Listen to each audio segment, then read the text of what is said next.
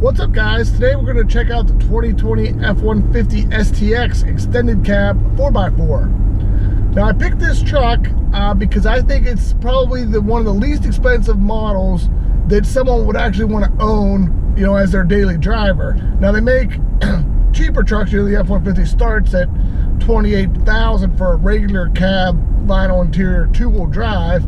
But this truck has a lot of features for the price point, and that's why I said, this is the affordable F-150. Now that's all relative, to compare it to other full-size pickup trucks on the market. So this one comes in right around $43,000, and is equipped with a 2.7-liter EcoBoost engine and a 10-speed automatic transmission. Now this isn't the base engine. The base engine would be the 3.3-liter.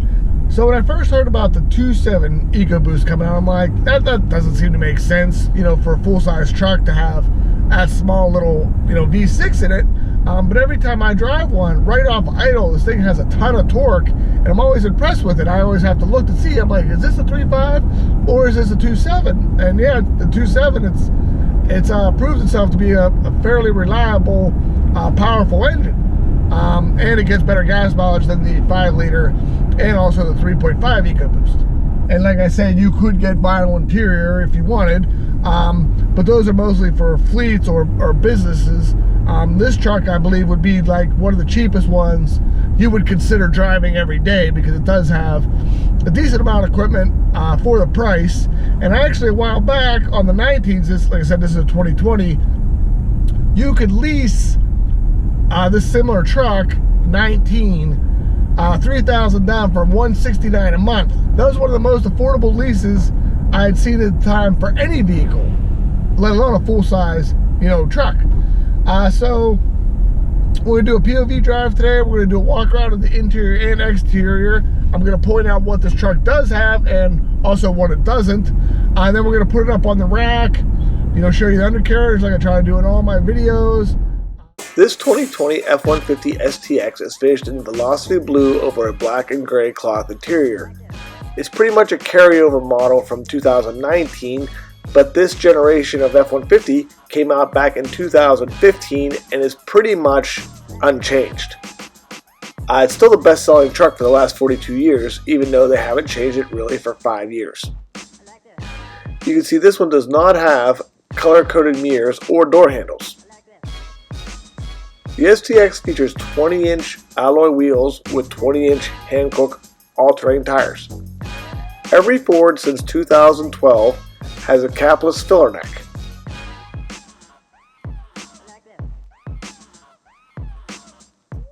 Here's a closer look at the wheels. Some wheels are all silver, but these ones have a nice two-tone gray and silver look. The tail has just used regular bulbs, they are not LED. The tailgate was redesigned in 2018 and has the F-150 embossed in it. Here's a look at the backup camera. This truck does not come standard with a bed liner, but one could be added for $325. There are no lights inside this bed, but it does have the holes for the cleats for the bed accessory system. You see, this one is also equipped with a trailer hitch. This does not have blind spot monitoring built into the tail lenses either. It does come with running boards, which is a nice feature.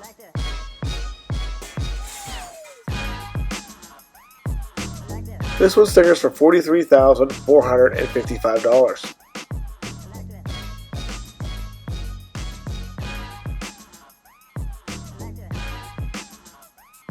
Here are some of the options. As you can see, it averages 20 miles per gallon, which is pretty good for a full-size.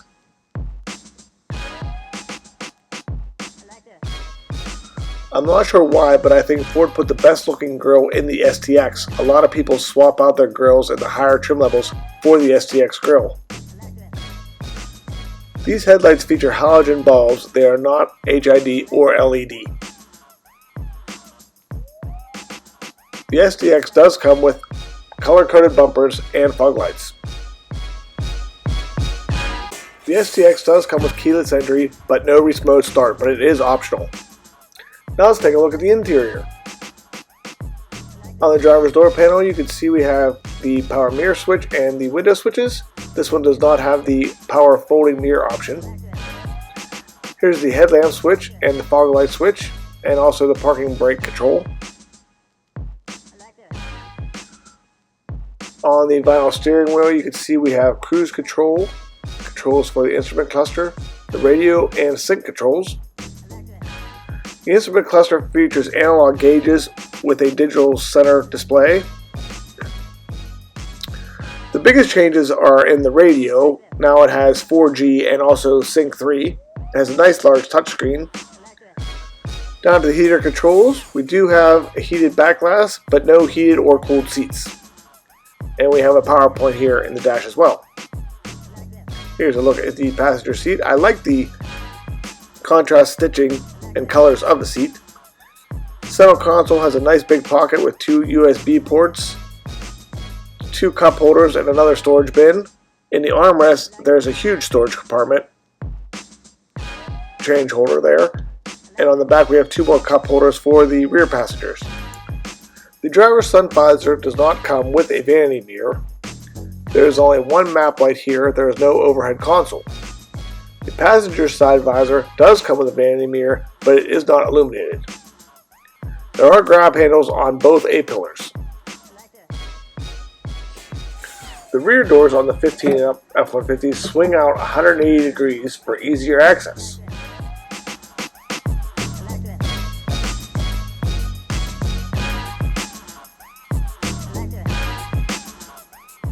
The rear shoulder belt is adjustable, and there's a power window switch on each side. There's also a cup holder in the door pocket. The seat bottom is an 80-20 design, and there are 3 shoulder belts across the back. Each side of the seat folds up individually for easier storage. There's also a USB and a power port back here, and 2 climate control vents.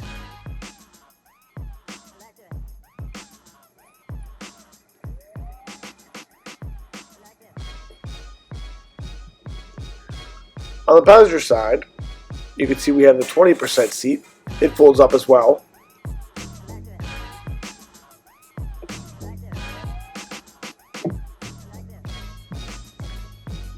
Both the front driver and passenger seat are manually adjustable and feature manually adjustable lumbar support. Here's a look at the glove box. That's pretty much it for the look of the interior. Alright, here we are in the driver's seat. As you can first see, it's got the vinyl steering wheel. I mean, the steering wheels are pretty similar on all the trucks, but some have a nice leather cover on them. This is vinyl, but you can see it has all the same buttons on it for the sync and the volume control and the instrument cluster and also the cruise control. You can see we have the digital speedometer in the dash, which I like a lot, but you could scroll through a bunch of different features, temperature, distance to empty, tire pressure. You see we got different drive modes here. We got normal, tow haul, snow wet, eco, and sport. I will leave it at sport mode for the time being. You can see it, I mean, it goes.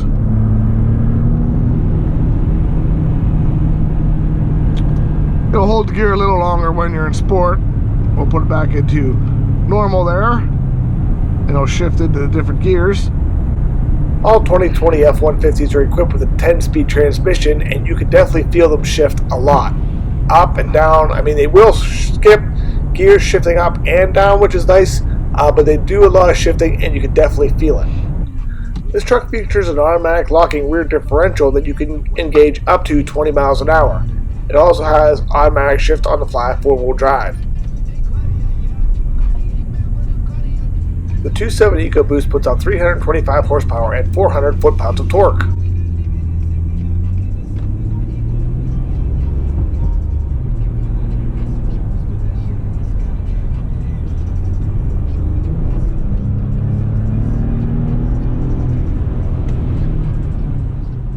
That's good for a 0 to 60 time of 5.7 seconds, and it can run the quarter mile in 15.7 seconds. Not too shabby. The F-150 also handles quite well, and the brakes are pretty powerful. This truck can also tow up to 9,000 pounds. Now we're going to head back to the dealership and put it up on the hoist. With the truck on the hoist, you can get a better look at the body-colored rear bumper. You can see it has two trailer harness connectors to the left and a lock for the spare tire on the right. You can also see the trailer hitch. This truck has a stainless steel exhaust but does not come with an exhaust tip.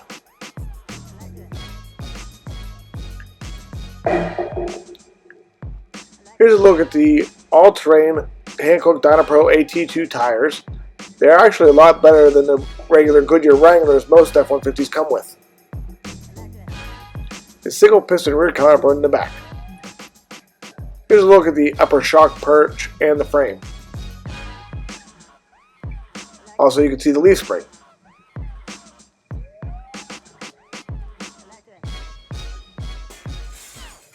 Here's a better look at the running boards.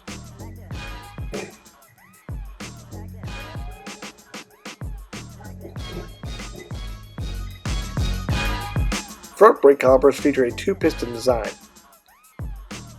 Here's a look at the front suspension. Here you can see the shock and spring, the stamped upper control arm, and you can also see the turbocharger.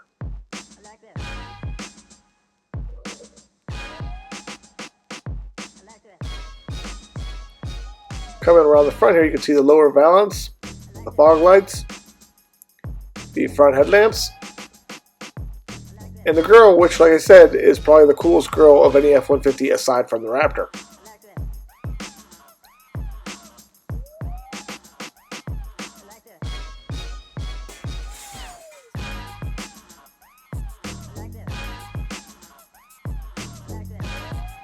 There are two front tow hooks on this F-150. And here you can see the front mount intercooler with the grille shutters.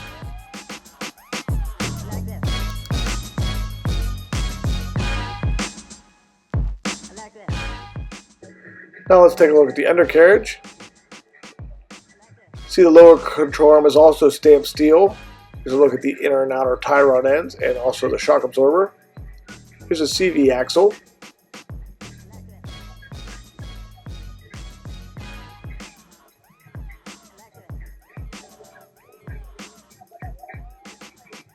Here's the intercooler tubes and the front mount intercooler.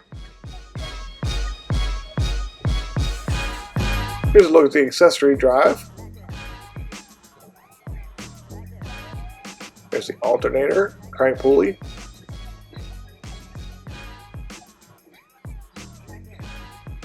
There's a large splash zone you have to remove to change the oil. The oil pan and transmission pan are composite. There are no skid plates under here. Here's a look at the gas tank, the drive shaft, and the mufflers. Back to the rear differential.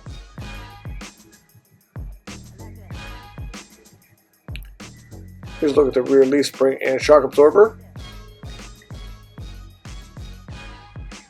This vehicle is equipped with the electronic parking brake. You can see the motor on the back of the caliper.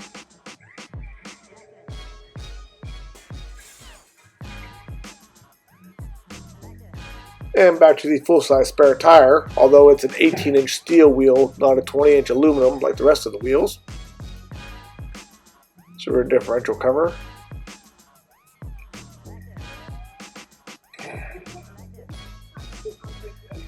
Walking towards the front here, you can see the 2-speed transfer case, the evap canister for emissions,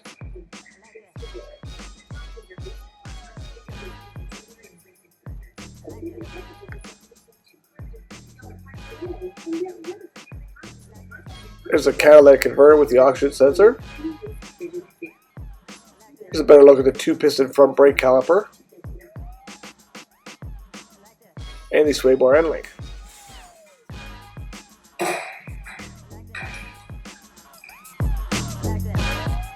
Now let's take a look under the hood. All F-150s have the nice hood struts for easy lifting. It's the AGM battery, which is necessary for the auto start stop system. They went back to the gold coolant now because they were having issues with the orange coolant evaporating. There's a windshield washer fluid bottle.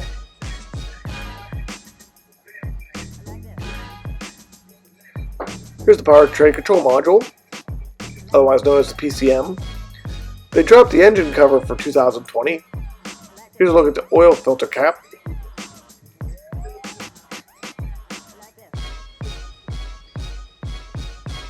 Here's the throttle body and intake manifold. This truck requires 6 quarts of 5W20 synthetic blend motor oil. There's the dipstick. It's the brake fluid master cylinder and also the air box. As you can see, this does have a cold air design. It sucks air right into the air box.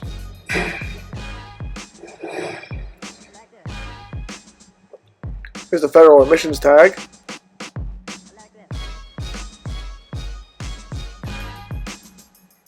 Like I said, this engine puts out 325 horsepower and 400 foot-pounds of torque. So that's pretty much it for today's review of the F150 STX. I hope you enjoyed it, and I wanted you guys to realize that even under $45,000, you're still getting all the stuff you really need in a truck. I know a lot of trucks now are pretty much have more equipment than luxury cars. A lot of guys, they don't need that. You know, if you're using the truck for a truck, this truck has what you need. And it's a comfortable ride, fairly decent interior. Like I said, it has pretty much all the options you actually need. Now, if you wanted to step up to a power seat, things like that, you're gonna have to move up to the XLT. And then if you want leather, you're gonna have to bump all the way up to the Lariat.